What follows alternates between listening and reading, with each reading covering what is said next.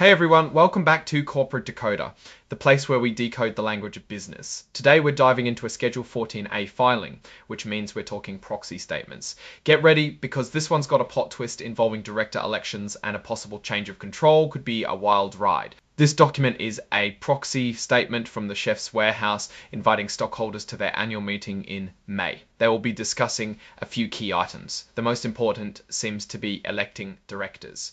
Think of it as a corporate popularity contest, but with real financial consequences. They're also asking stockholders to ratify their choice of accounting firm, BDO USA, give an advisory vote on executive compensation, which we will definitely get into later, and approve an amendment to their equity incentive plan. A proxy statement is filed to inform the shareholders on important topics and also to allow them to vote, either by attending the meeting or by proxy. In this case, it's filed by the Chef's Warehouse.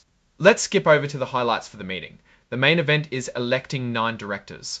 The board recommends voting for all of them. We'll also see a vote on ratifying their accounting firm, an advisory vote on executive pay, and an amendment to their stock incentive plan. Diving into corporate governance, the Chef's Warehouse highlights a few practices. They have annual director elections where a majority vote is needed, a lead independent director, and over 80% of their board is independent, meaning they aren't employees or closely tied to management. They also have stock ownership guidelines for executives, which means executives have a minimum amount of company shares that they need to hold. Time to meet the nominees. Christopher Pappas, the founder, chairman, president, and CEO, is up for re-election.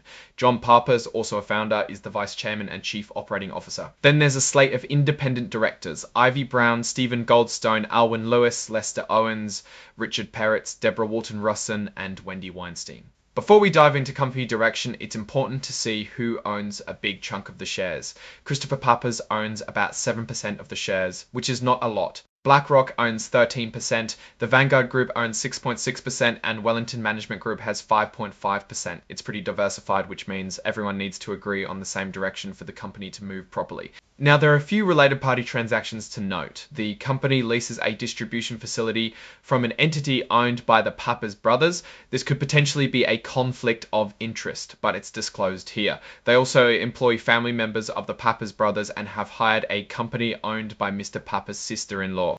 Here's where things get a little more interesting. There is a cooperation agreement with Legion Partners, which is a fund that owns a chunk of the business, and it dictates the number of board members, voting rules, and other specific agreements. This suggests that there might have been some prior conflicts that are resolved through cooperation. The roles of chairman of the board and chief executive officer are combined into one, Mr. Christopher Pappas. On one hand, it reduces conflict, but on the other hand, reduces oversight.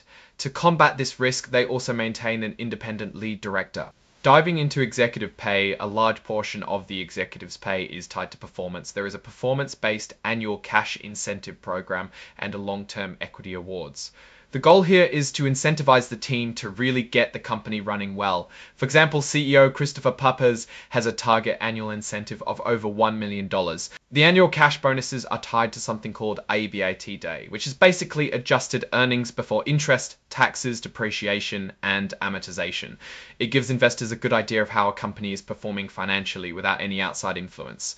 If the company did bad, the executives didn't get bonuses. The long-term awards for executives are based on performance metrics like AEBITDA again, return on invested capital, and share price goals. Also, executives have to stay at the company for a while before they get the full benefit to avoid people taking a bonus and running. This aligns executive interests with long-term investors in stock performance. Looking at target awards, Christopher Pappas has a target of about 68,000 shares. John Pappas comes in at around 35,000. The bonus plan has thresholds. For example, AEBITDA has to be more than $210 million. Another component depends on share price being more than $30 NOs. The final component is if the return on invested capital is greater than 10%. The best thing about this company is that they use a clawback policy. If there was some sort of trickery related to an accounting restatement, then they can claw back the incentives that were awarded. Checking out the CEO pay ratio, the CEO makes about 99 times the median employee, not too bad, in comparison to other big corporations. The audit committee has adopted a policy requiring pre-approval of all audit and non-audit related services. This reduces any possible outside risks as all audits are closely watched. The company selected BDO as their independent registered public accounting firm for the next year. They are asking to approve an amendment to their 2019 equity incentive plan to increase the number of available shares. This is probably due to the limited number of shares remaining. Without this approval, executives would need to be paid in cash, which may not align the company's goals with those of stockholders. The total shares that may be delivered under the equity plan, including the additional ones, is roughly 5.7 million. All incentives have a minimum 1-year vesting period to try and retain valuable people. It's important to note the company doesn't do liberal share recycling, and they avoid repricing options or doing discounted options. This puts them in good standing with investors. Wrapping things up, there were a couple of late filings by some directors regarding their stock transactions, but overall it seems like everyone is staying on top of their paperwork. From a bird's eye view, the Chef's Warehouse seems to be navigating a complex situation with a balance of risk and opportunity. The cooperation agreement is a flag, but a flag that's been handled. The related party transactions are disclosed and internal controls are in place. From an investment perspective, the company looks stable, but investors must weigh the risks of these agreements and transactions against the company's potential. Thanks for tuning in to Corporate Decoder. If you found this breakdown helpful, don't forget to like, comment, and subscribe for more deep dives into the world of corporate filings. Until next time.